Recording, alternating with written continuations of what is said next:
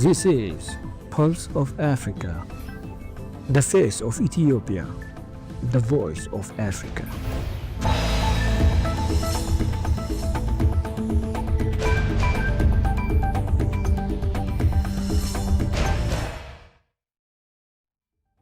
Hello and welcome to the Pulse of Africa News. I'm Fron Namak with the latest. First, our top stories for today.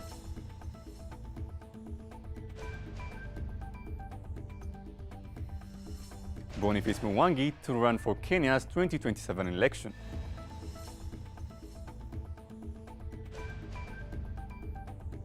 Africa launches cholera response plan.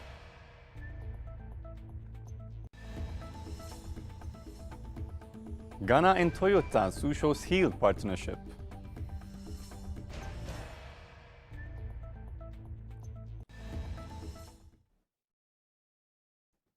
Now, the news in detail. Boniface Mwangi to run for Kenya's 2027 election. Prominent Kenyan social justice campaigner and government critic Boniface Mwangi on Wednesday said he plans to run for president in the 2027 election. His announcement comes weeks after the latest round of deadly protests against President William Ruto, which have seen more than 100 people killed since June last year. The 42-year-old's candidacy will test whether popular support for the protest led by young Kenyans can be translated into an electoral movement. White groups have condemned police brutality and criticized the government's use of terrorism charges against protesters.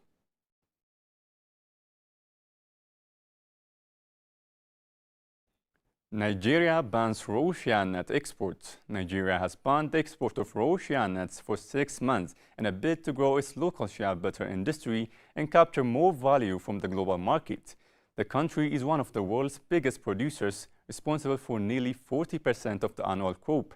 But despite this, Nigeria makes up just 1% of the $6.5 billion global shea market because most of its nuts are shipped out without being processed. Vice President Kashim Shettima, announcing the ban in Abuja, called the situation unacceptable. He said the goal is to transform Nigeria from a supplier of raw nuts into a global hub for refined shea products used in cosmetics, food, and pharmaceuticals.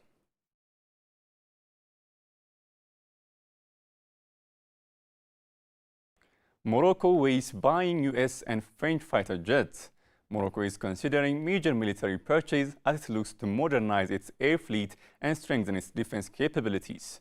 Reports point to ongoing discussions over advanced US F-35 stealth jets and French Rafale fighters, deals that would mark a significant leap in the kingdom's military power. Experts say the choice will not only come down to combat performance, but also cost, financing conditions, and whether suppliers are willing to transfer technology and allow Morocco to take part in manufacturing.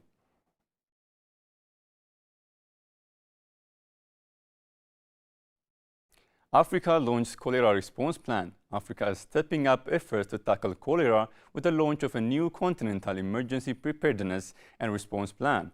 This comes as Sudan battles a sharp surge in infections, recording over 1,000 new cases in just 1 week.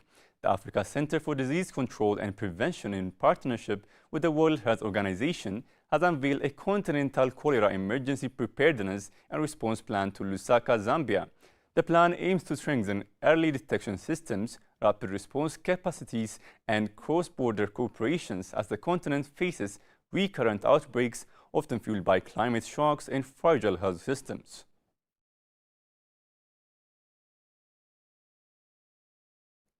In other news, Denmark apologizes for Greenland's contraception abuse.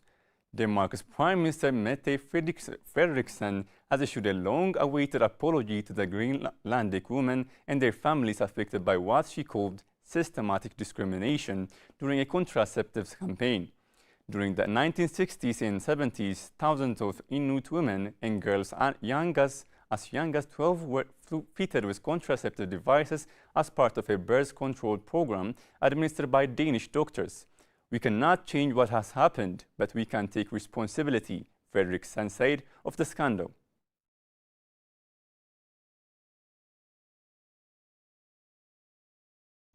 Kim Jong-un will attend China's military parade.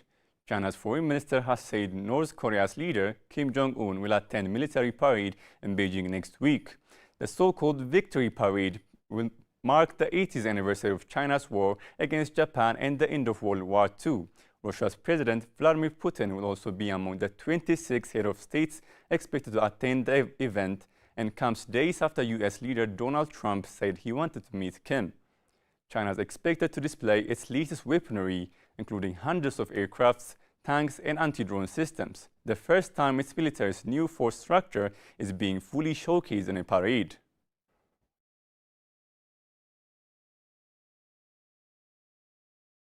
The story of resurgent Ethiopia and burgeoning Africa is here, only on the Pulse of Africa channel. All the time, Pulse of Africa, the face of Ethiopia, the voice of Africa.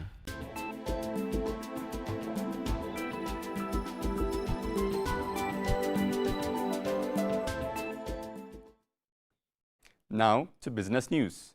Ghana and Toyota Tsusho seal partnership. Ghana has signed a memorandum of understanding with Toyota Tsusho Corporation to strengthen collaboration in the automotive industry.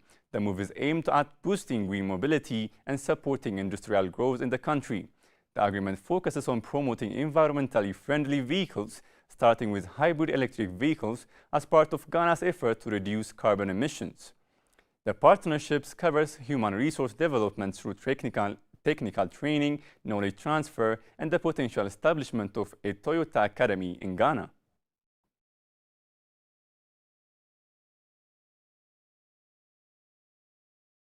Finally, China's export to Africa rose 25% year-on-year.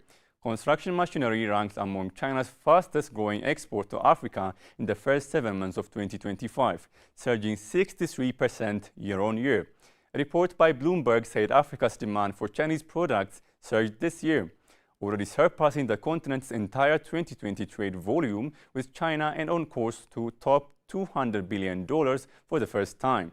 Construction machineries ranked among China's fastest-growing export to Africa in the first 7 months of 2025, surging 63% year-on-year.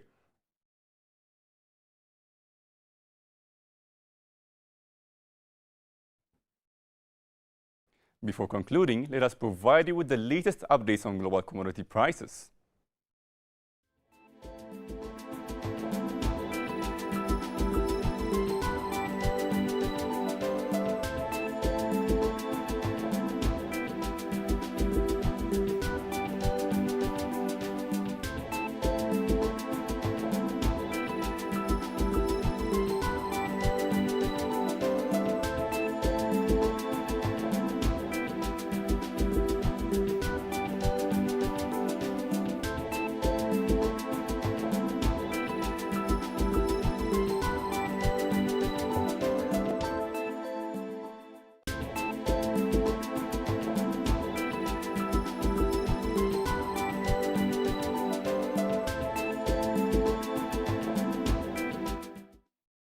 Now to weather news.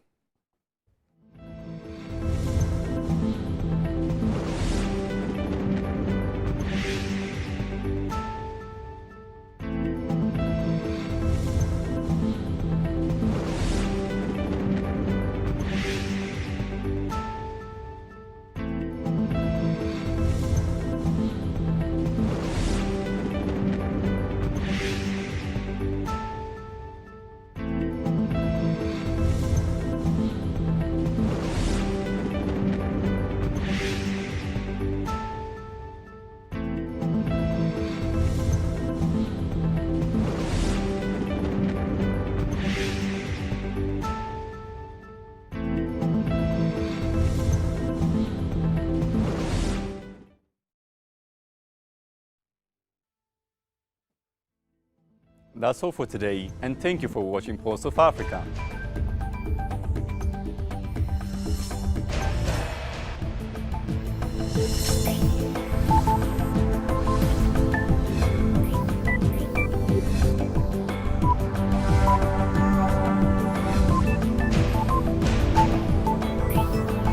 This is Pulse of Africa, the face of Ethiopia, the voice of Africa.